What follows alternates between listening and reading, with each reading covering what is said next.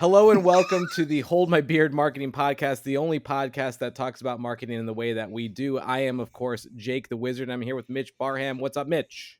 I'm being serious today. You are. Serious. This is going to be our best episode yet, then. I can't do it. I'm out. I'm already out. We already broke it, folks. Well, if you've never been here before, this is a marketing news updates and general thoughts podcast where we're going to be talking about what's going on this week and some of our just thoughts on that. If you're watching this episode today, we got some really cool articles about AI, what's going on with that, as well as we're going to go through some of the softwares that we use within our own businesses so you can take advantage of those. And of course, the final segment, 7 Minutes in Heaven, which everybody loves. Everybody wants 7 Minutes in Heaven with Jake and Mitch. I know you do too. If you do, please go follow this podcast over on YouTube and drop in the comments that you would like your website to spend 7 minutes with us, and we'll get you in a future episode. So, yes, sir. Without further ado, because I do a lot of ado typically. You do do's. You do a lot of do-dos. I'm a big do-doer.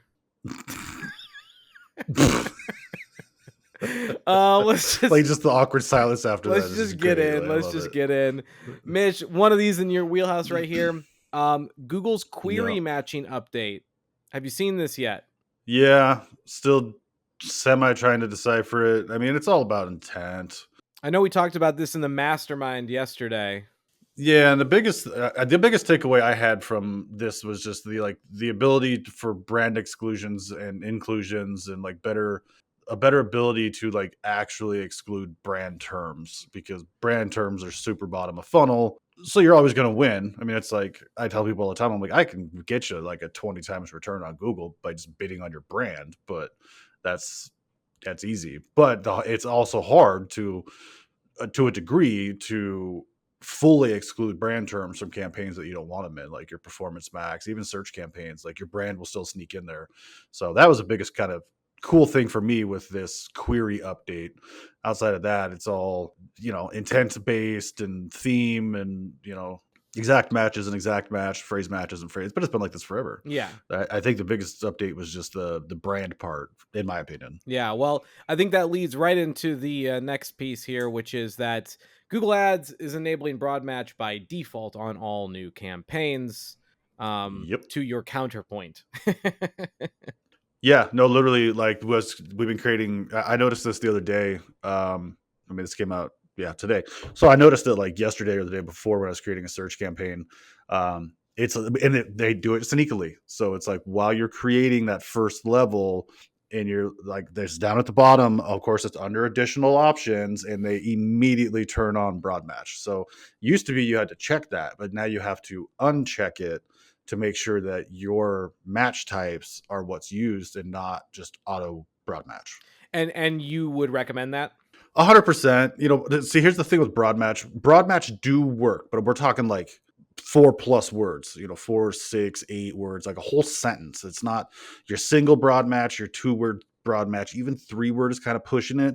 And Google gets really wonky. Like you will show up for an absurd amount of things because it's essentially Google saying, hey, you had this in your terms, so since somebody queried this, we're going to show your ad for it. And that may be completely out of the theme, out of what you want to show it for.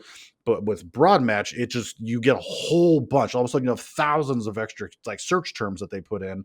So it's harder to control. Mm-hmm. And the cost per clicks can be much higher. Now it does ebb and flow throughout the year. Like earlier in the year, long tail broad match was like the jam. Mm-hmm. Now we're all kind of shifting, and it's kind of funny because it's like, as we all put the information out there that like, hey, this is really working, everybody does it. Then it starts to get crazy. Then like guys like me and you, we pivot back to like phrase or exact match, maybe a few long tail broad matches in there, but that's like what we're doing right now. Same time, performance max is starting to take a dump, and so we're shifting back out of PMax because everybody's in it right now. We're in a busy time of year, so it's like, okay, let's get back out of PMax and back into other avenues. So it's a never-ending game of stay ahead of what everybody else is doing. But yes, this default thing, I would highly recommend unclicking it. Yes, and if I want to use broad match, I have to use really long keywords like where to buy a GIMP mask in LA versus just GIMP mask. 100%. Love the GIMP mask. Please don't check my search history. Okay. Next article here we got Fast Company. This shape-shifting watch can help you crack a cold one. It's a watch with a kind of a moving component that turns into a bottle opener. Really like this because it's going at a very specific subsection of people, right? It's very specific to audience. Yeah. In a industry where a watch is a watch is a watch is a watch. Yes, you can pay different amounts for them, but trying to create some kind of standout mechanic within that, I think, is a really cool concept. Yeah, it reminds me of the flip-flops and hats with bottle openers on them. Now, I will say this: But it's a watch. if you dig into this a it's little so bit, cool. the watch itself is $400, which I Oof. feel like we mismatched our target audience with the pricing on it. That's just an opinion. I could be very wrong. I'm sure there are people who are willing to buy $400 watches that also crack a beer every once in a while. But if this had been in the $99 to $150 range, I think it would have done a lot better. Yeah. No, I totally agree. $400. That's woof. Then I mean, there's going to be some novelty to it, so people will buy it for like kind of that. There'll be your frat boys and certain kind of people that will still buy it just for the fact they're like, oh look, my watch opens a beer. College Just trust like we did with fund the hats and the babies. flip flops. 100%. But that's pretty cool. Like you're taking something that people wear every day, and then you can just be like, oh, you need a bottle opener? Let me take my watch off real quick. Yes, innovation Yeah. as marketing is a thing, folks. Your product Mm. development team can be part of your marketing team, which is why I say if you're on the marketing team at your company, sit in on every meeting throughout the entire company that they'll let you sit in on, because you will find spots like this throughout the entire workflow of your company that you can leverage marketing for. Mm-hmm. So, Love it. yeah, all right. That's such a cool idea. Back to ads, a little bit of a rollback here. Google changed its mind. We're not going to allow opioid Weird. painkiller ads. I think they changed this, That's what, so. 3 weeks ago? Yeah, I was gonna say this was like we were just ragging on Google a couple weeks ago. They were all over the place. Like, good idea. Yeah, let's go and let you advertise heroin, and now they're backing off on it. I mean, and rightfully so. Like, hopefully there was enough blowback that this is what caused it. Because, like, dude, I can't advertise Botox, but like we could advertise painkillers. Like, give me a break. Yeah, that's what Hulu is for. Yeah, I only want to see my drug stuff on Hulu, okay? I don't want to see it on my searches. Hulu and Fox News, those are the only two places that I need to be getting my painkiller ads. And you could actually get them in the My Pillow guy commercials because he's cracked out on drugs. So, which again is only seen on Fox. So, oh my gosh. So, yeah, just a simple rollback on policy. My brain goes through like what happened, and I'm betting everybody mhm. tried to jam their ads in, and then Google was denying them, and then there was way too many like pushbacks from support tickets coming in, and they probably were just like, screw it, we're going back. Well, I mean, it's so unusual for Google to change their mind about something too. That's just so weird. Oh my gosh, for being one of the biggest unlike companies on the planet, they just do not have their shit together. No. They're like a teenage girl flip-flopping all over the place, not knowing what to do. I'm gonna be real. From the concept of like a put together company, I feel like Amazon has to be the most put together company, Yeah, like of the I would agree. big ones. You know what I mean? Yeah. So, Yes. all right, this next one is gonna strike a chord. I think so. Goldman Sachs put out an article about is AI worth it, basically, and they go Hmm. into a bit of a green initiative with it, where AI is extremely power hungry. It is Mm-hmm. chewing up power and energy, and so, you know, is it worth the return on AI? So I'd love your take on this, Mitch. Like, is it worth it? Yeah, I mean, in my opinion, yeah. I guess this reminds me, and this is, I mean, this is like apples to oranges, but this reminds me of the argument against like Bitcoin. They're like, oh, it takes up too much energy. I mean, realistically, it doesn't. And this stuff probably does take up energy, but like, I think you kind of hit or said something about like green energy, and when you were first introducing this, it's like there's other ways to get the energy than like having to, let's build some solar farms. You have power all the time. Yeah, I think it's, to me, it's worth it. It's it's just it makes everything so much more efficient, so much faster. Like we're heading in that direction, whether Goldman Sachs likes it or not.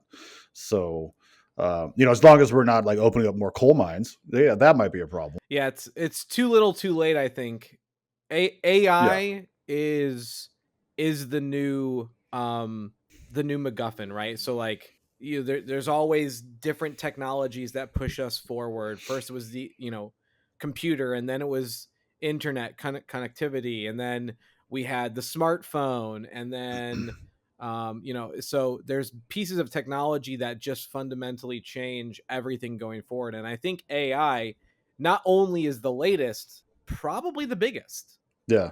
Well, you know what also always makes me wonder when you get big pieces that get put out by like Goldman Sachs, JP Morgan Chase, like all these big banks essentially, right? I just to kind of play devil's advocate and like what's the true underlying meaning behind this article being put out is, let's kind of change some opinions in the retail market on AI and like, oh, it's bad.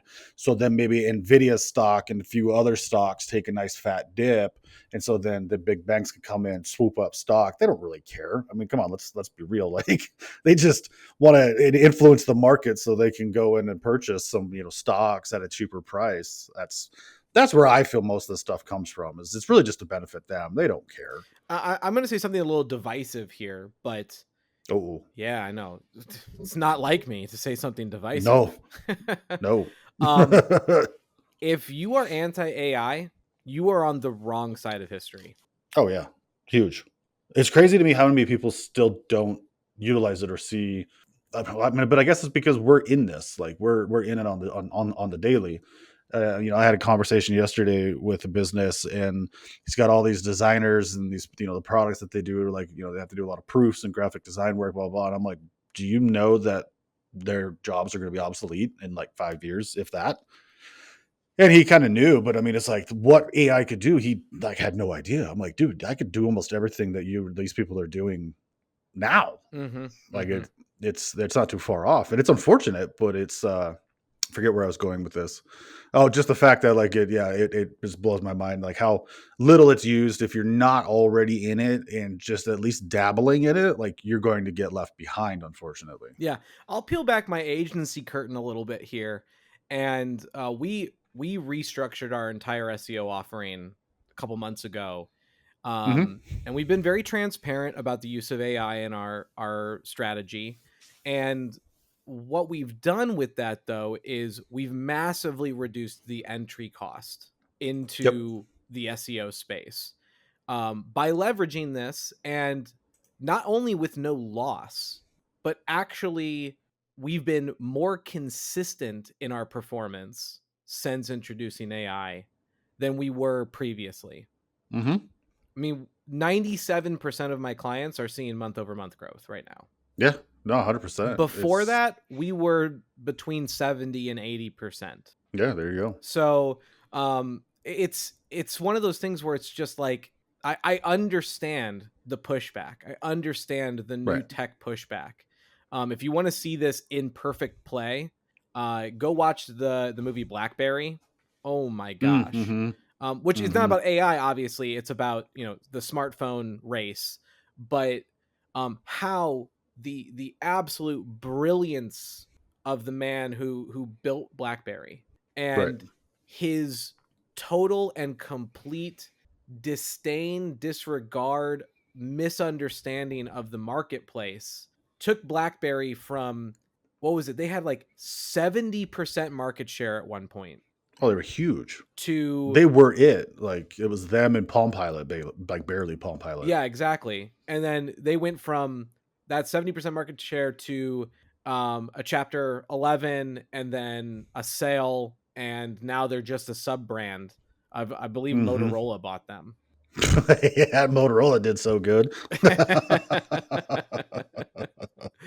So Oh god. it's one of those things where it's like you've got to roll with the punches, and this doesn't just apply to marketing, by the way. Like, this is No, it's everything. the world is changing faster than it ever has in the past, and the old guard, if you will, is becoming the old guard much more rapidly. Like, Mhm. I'm a millennial, solidly in the millennial bucket, and there are parts of what I do that feel old guard.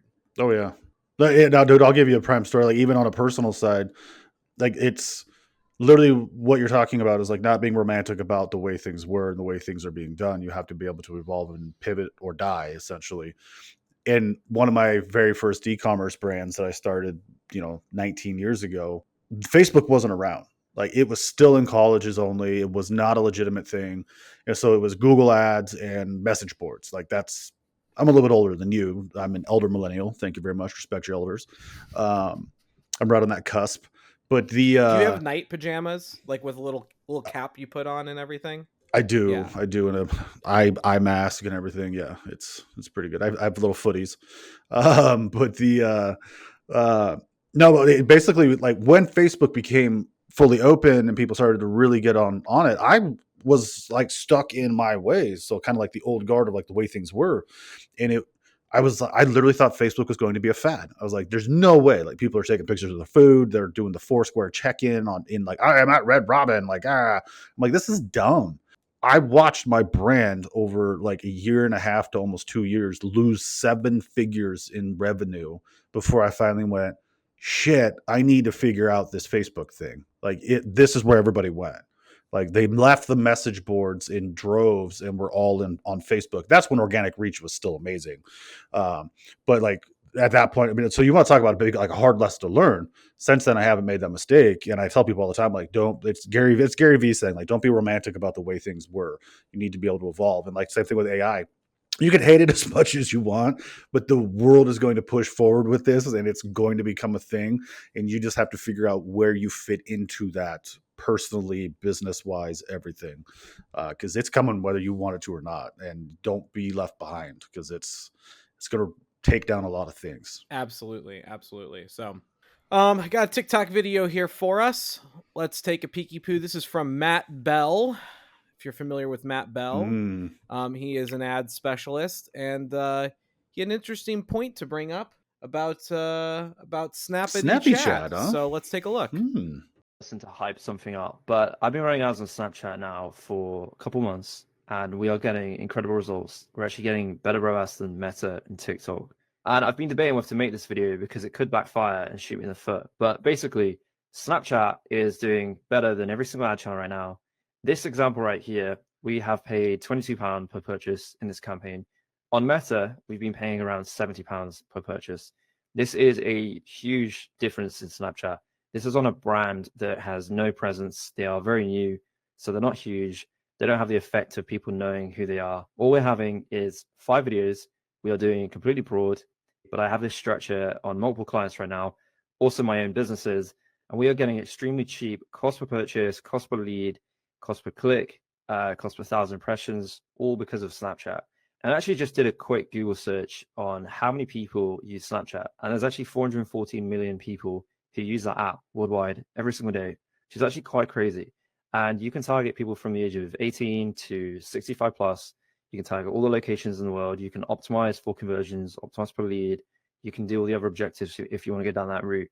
But if you're a brand who right now is fed up with Meta's fluctuations, you're not happy about TikTok either because of all the bot traffic, then I would head over to Snapchat ASAP, start testing, do some broad targeting. Don't do any of the interests that they have. I don't think they work as well. Just go completely broad. Start with like £50 a day, run it for a few days, and I guarantee you'll get sales because I'm doing it with my clients right now. I'm doing it with my own companies, and Snapchat is just killing it. I don't want to reveal too much right now. I just want to say that Snapchat ads are massively underpriced, and I think there's a huge amount of opportunity right now if you want to get really good results. I'm not really the type of What do you think? I mean, I'm intrigued. I do love how he's like, I don't want to say too much right now. Well, I'm smart because the rest of us are going to come flying in there. um, this could be.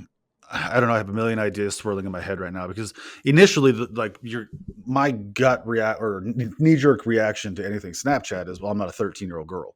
Like, you got 13-year-olds, 14, 15-year-olds on there, but I have to eat crow because just a quick search, according to Oberlo, Snapchat's age demo in 2024, the bulk are 18 to 34.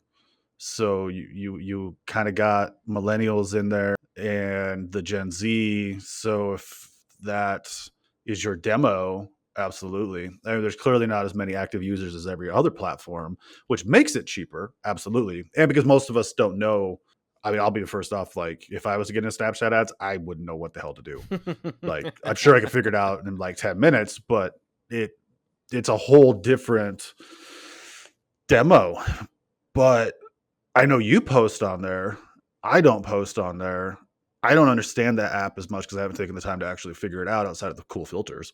But I mean, hey, that like he said that it's if it's cheaper than Meta and it's cheaper than TikTok, great. It could be another channel to be on, not replace those, but be another multi-channel place to market to. Yeah, absolutely. I think if your demo is the avocado toast generation, then Yeah. it's got a lot of potential. Especially, I would think impulse buys. Right. Impulse buys would be really good here. Yeah. I mean, it's kind of like TikTok. Like the TikTok ads, you don't see the non-impulse buys doing as good as the impulse buys. They might do okay for a little bit, but then they die off pretty quick and it's hard to get them back. But I mean, I'm already thinking of like a few clients that I have that maybe knowing this demo would be worth testing out, but the completely broad thing, but that also makes sense because I think Matt deals with a lot of UK clients as well, and it's a lot smaller country than the US, so it might be a little bit different over here. Because like even on Meta and TikTok, like we talked about yesterday in the mastermind, if you're in like Spain or Germany or something, like you're going broad. Like you're not putting in any interest. You're gonna make it too small, too expensive. Just go broad. In the US, I'd be interested. I kind of want to test this out now and see if broad would work in the US. Yeah, absolutely. I think in general, marketing strategy comment, test stuff, try stuff out. Mm-hmm. All right. We have your soapbox is attribution. My soapbox is that we don't play enough with our marketing budgets.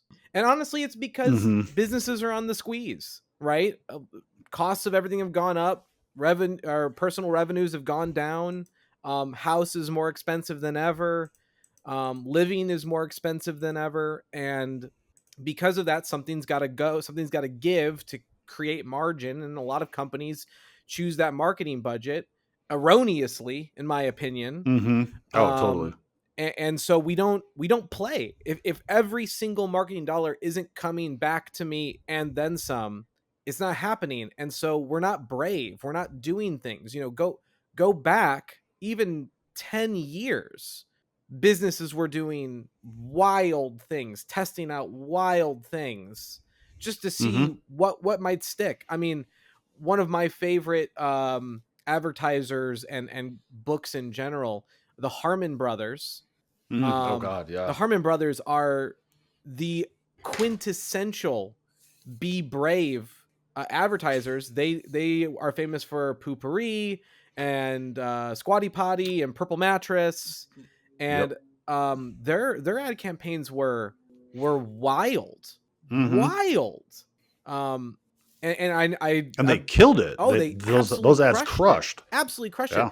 it. And I happen to know from their book they have a writer in their clause that says, "You hire us, you have no creative control. You get what you get." That's perfect. I love that.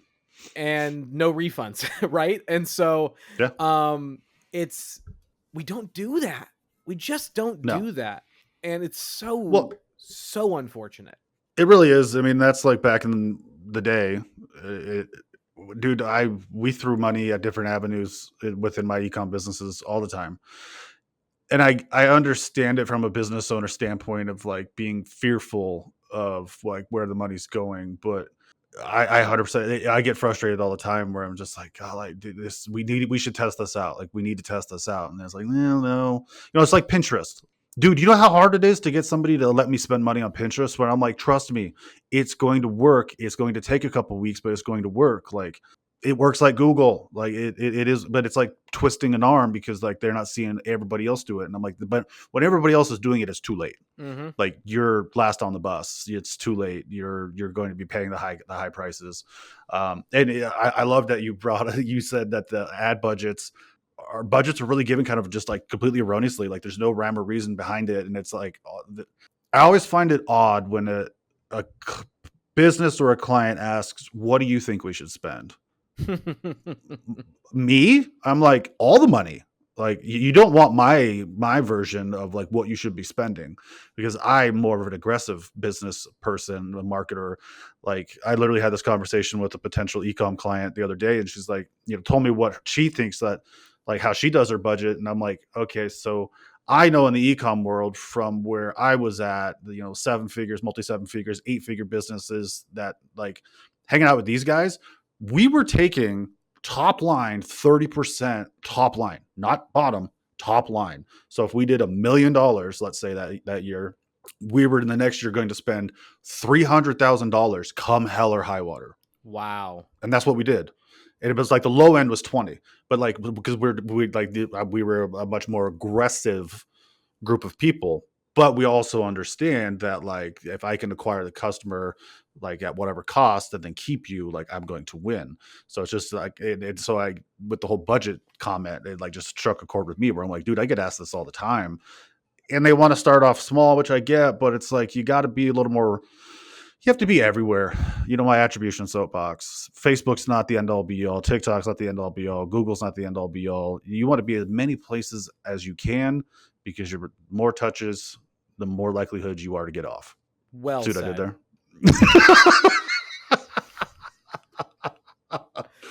Don't edit that out. Well said. That's wow. You got me there. That's all I can say. Yeah. Yes. But hey, let's try Snapchat. We need to run you some ads on Snapchat. Oh yeah, definitely. It's on the plan, on the budget, ready to go. Yeah, it's unfortunate.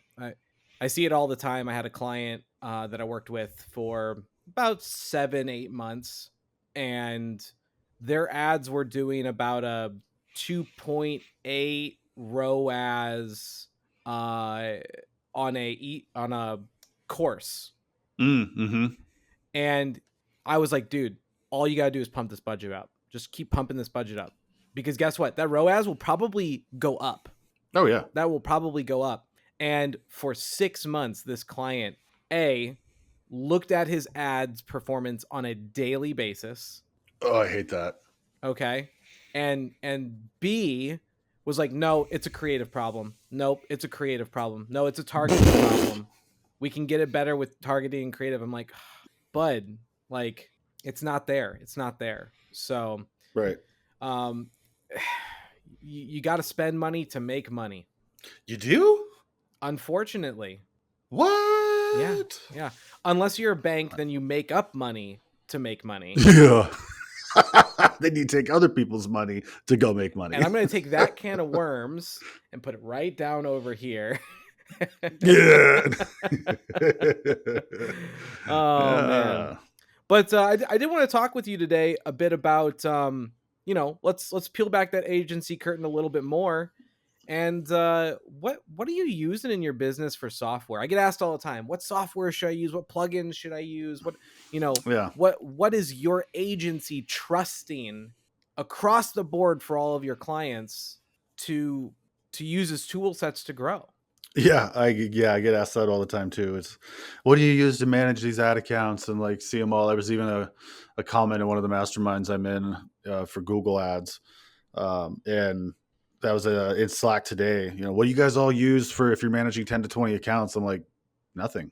Like, you use the platform to manage it. Like, you don't need anything. Like, you can use. So before I get on the soapbox of what you could use, as far as my agency goes, like, for reporting and benchmark analytics for like different industries, we use Databox. But it's not like we're using Databox to analyze the ads. That's just for the reporting software to send out, and then some internal benchmarking for like across different industries. Like, where do we fall in line, or do we suck? Are we in the middle? Are we doing really good? And that also gives us some ammo to kind of like, not ammo, but information to use back to the client. So like we're within industry standards, we're below industry standards, etc. Social media side, a lot of it's like for the rare clients that we do their social media management, which is like 4, we use Metricool just to schedule out posts, and that's how, and for the analytics, honestly, we get a fair amount of analytics, like even for the social I used and for that we put out for me. We get really good analytics as far as like what's working, what's not working, the views, the saves, profile views, all that stuff, right? All these really fancy graphs. And then, I mean, outside of that, dude, there's not a lot. I mean, it's, Chat GPT here and there, Claude. We have some kind of things like placeit.com, photo room that we used occasionally. Of course, the graphic designer uses the Adobe suite of stuff. Then, and there's not a lot, honestly, that like with 60-ish clients that we are on just the pay done for you paid ad side. We don't do a lot. Like we're inputting ads in the platform. I'm not using kitchen.io to, automate all this stuff because I've looked at that stuff. And for me, I'm like, I got to put all this information into the spreadsheet and then feed it into you. So if I got to do that, well, I might as well just do it on the back end anyways. Right. But then like for like random thing, like when we have like SEMrush and SpyFu, but we're not using these. It's not like they're not a huge piece to all of it. They're just kind of like tools to use here and there. Absolutely. I mean, I think that's a great point, that staying native seems to be the best. There are some platforms that have terrible native, and you need to augment or supplement that. But in general, like just using on platform stuff is great. So my agency, we do more SEO and web dev. On the SEO side, we're Search Atlas. Like Search Atlas, in my opinion, is it's a product that's definitely in development. It's in its baby stages, but compared to its major competitors in the SEO space, SEMrush, Ahrefs, Moz, like Ubersuggest, it's a modern tool. Like going back to the earlier conversation about romanticizing the past, like Search Atlas is a tool built to be used in the modern atmosphere, whereas these other tools are, in my opinion, outdated in their methodologies, in their presentations, in what they're giving you for feedback. It's a lot of data, not a lot of intelligence. Right. So for the SEO side, we pretty much just live in Search Atlas. And yeah, we bring in some AI stuff. I'm a big fan of Zapier and using Zapier and AI in combination, in concert for certain things. We have templates for our reporting emails, and we actually will generate those out of a data input from using AI. So now my staff doesn't have to sit there and write out the template. They get given a 80 to 85% of the way there email with the customer's information in it, and all they have to do is do a little tweak and hit send, and it lives in their drafts when they need to send it. So I'm cutting out a lot of management time, a lot of back and forth time, and it's all about efficiency at a certain point. So but 100%. But Search Atlas for my SEO team is where it's at. And then on the web dev side, there's so many different web development platforms and tools at this point. It's almost exhaustive. We could literally, if I just sat here and listed out different tools you can use to build websites, it would be a whole episode at a minimum. Oh, for sure. So my agency, we take a simplistic approach, niche down. If you don't learn anything else from me in this episode, niching down or reducing things that you're using or selling is so much more profitable than trying to go broad. For years, my agency did social media and all the services we currently offer, and consulting and direct mail and print design. And we weren't growing. We just weren't growing. Mm-hmm. And when we were like, you know what, let's cut off all this fluff. We're be a search engine marketing company. We do websites, we do SEO, we do paid ads, and that is it. If you want Yep. something else, I got recommendations for you. I got people to point you to, but otherwise, I'm not going to sell it to you. And the moment we did that, the business ticked. Yeah. Mm-hmm. So from the web dev side, we live in 3 different places. If you're an uber small website like a restaurant or something with a limited amount of services, we use onepage.io. It's a kind of a structured on Rails builder tool, much like Wix or Squarespace. But I love the under the hood of it. It is so well coded. It is so well designed. The SEO structure of the way that they've built it out, second to none in those builder tools. I mean, Wix for 8 years, if you were trying to do SEO on a Wix site, good luck. Yeah. It's gotten much better. I'm not trying to knock on Wix. Yeah. Like, if no. Yeah. at the end of the day, use what you love, right? Use what you love. Right. I'm not a purist. I'm not a snob. Like, really, if you want to use something else, go for it. This is just what we use. So one page for small sites. For bigger medium sites that need to have some flash or some glam, some gimmicks to it, we use WordPress because it's just so robust. And yeah, you can whinge all you want about loading speeds and what have you, but I'm just going to remind you, Wall Street Journal's website is a WordPress site. Okay? Like, it's not a tiny tool. It's only a tiny tool if you have a tiny mind. So true, though. And there's ways to make it faster. Absolutely. There's all kinds of things. Within that platform, we could talk about plugins for hours. I mean, our core set on that is Gravity Forms for our form builder. We use Akismet for anti-spam. We use WP Rocket and Imagify for like image compression and load speed and caching. And for our themes, we use Avada, which we really like. There's other options, Elementor, Divi. There's so many out there. Again, I'm not telling you have to use these, but these are what we trust and have used for years that have built us a successful agency. And then lastly, if you're in e-commerce, it's Shopify. I just don't think there is a better platform on the market for small, medium business for e-commerce. I just don't think it's close. I can't think of another one that's even close. No, I 1000% agree with you. I understand the people that want to do like WooCommerce, but like, here's the downside to WooCommerce. If you let things auto update and that thing goes down, good luck.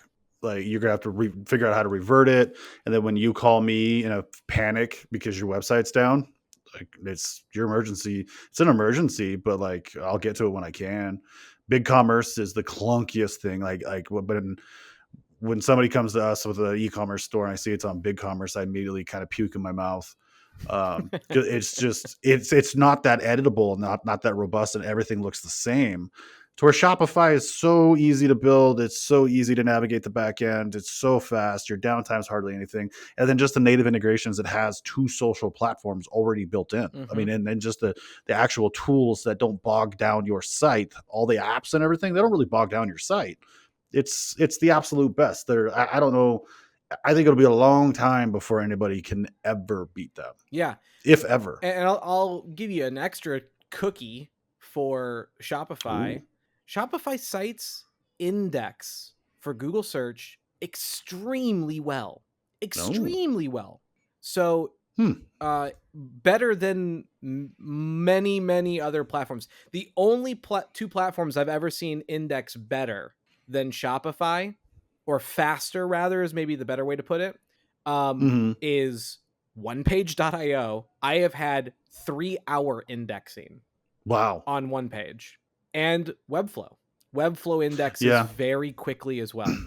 Webflow's cool. I think they just the editing or the builder needs to get better because it's completely different than everybody's used to. And I built one on Webflow, and oh my god, what a nightmare! I'm going to counterpoint you a little bit here. I just think that Webflow is a different style. I don't think that it Yeah. needs to get simpler. In fact, if it got simpler, I would actually be worried for Webflow. Hmm. Webflow has positioned themselves in the web builder space as the Photoshop level of Yeah. web builder. Okay. Right. There's a lot of people who live in MS Paint. They live in Canva. That's your WordPress, right? Like it's got just enough flexibility. You can kind of go places, but the rails are up. The structure is there.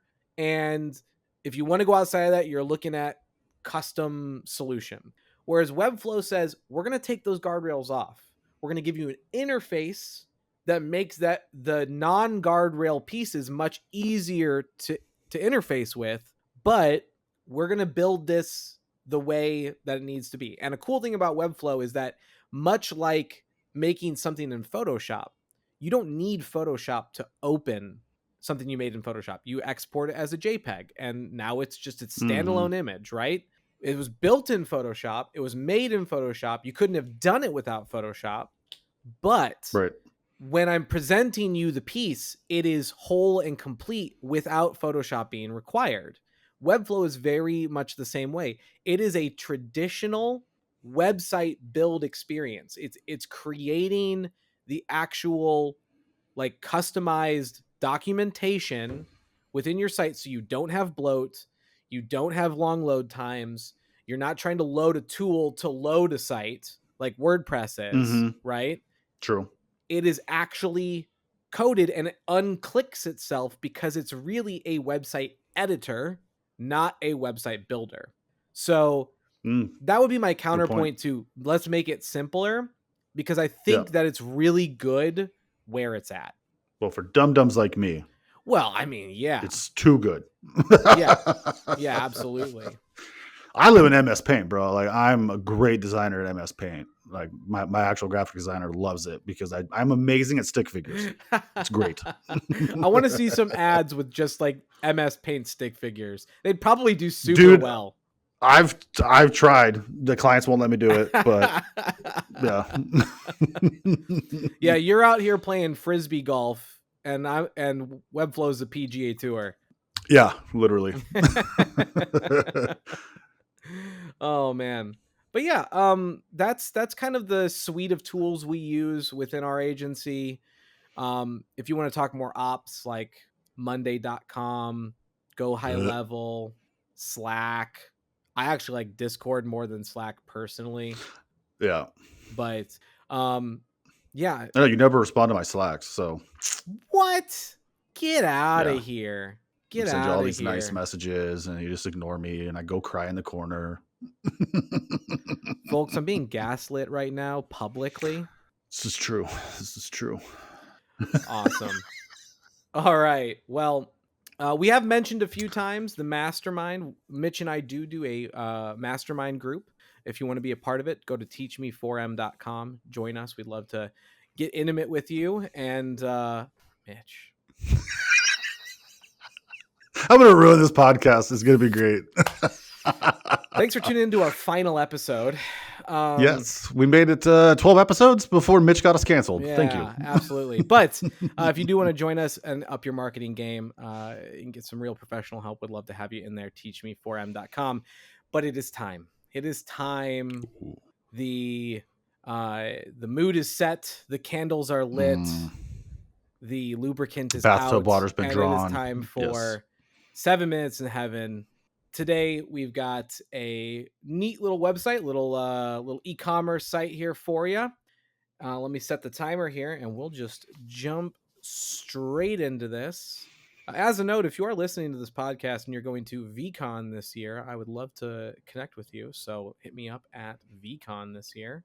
I think you're going to need like bodyguards. You're going to promote it enough. You're going to need bodyguards. Bodyguards? You can't even spot me in a crowd. Everybody just look for the Hobbit walking around. Just look for the little gray streak that's kind of bouncing around.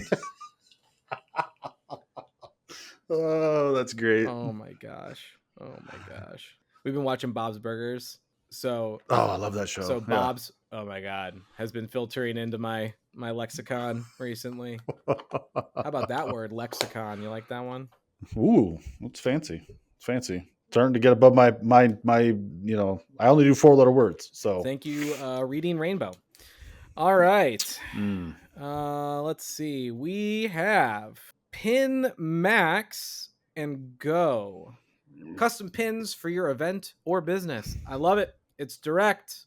It's They personal. tell you what they do. It's what you do.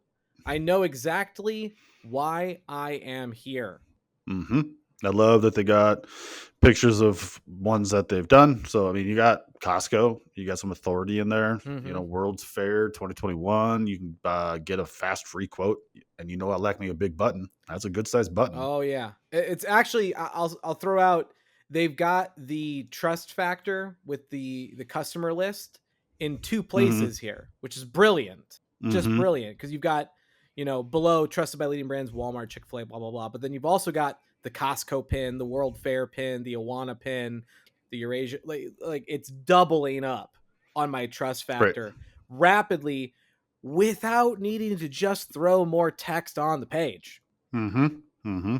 And the navigation. I mean, hey, they do lapel pins, lanyards, coins, and pricing. It's simple. I love it. They're also doing something here that I haven't really talked about on any podcast, not that I can remember, but I brought this up in the mastermind yesterday, and it's this concept of naming your process. Mm-hmm. Mm-hmm. They have max value, max speed, max service. Like that. Yeah, it's like their framework. It's their framework. Everything we do is maxed, right? Like Yep. it's subtle, but it's memorable as hell. If I was looking at another pin site, I wouldn't remember them versus the Maxx guys, Mm-hmm. Mm-hmm. So Only thing really like I think the only other thing you could add is like a Deadpool kind of thing, where like extreme maximum effort. right, You know what I mean? right, maximum effort for sure. Good call to action here. I do feel like there's a lot of orange on this page, which is your brand colors.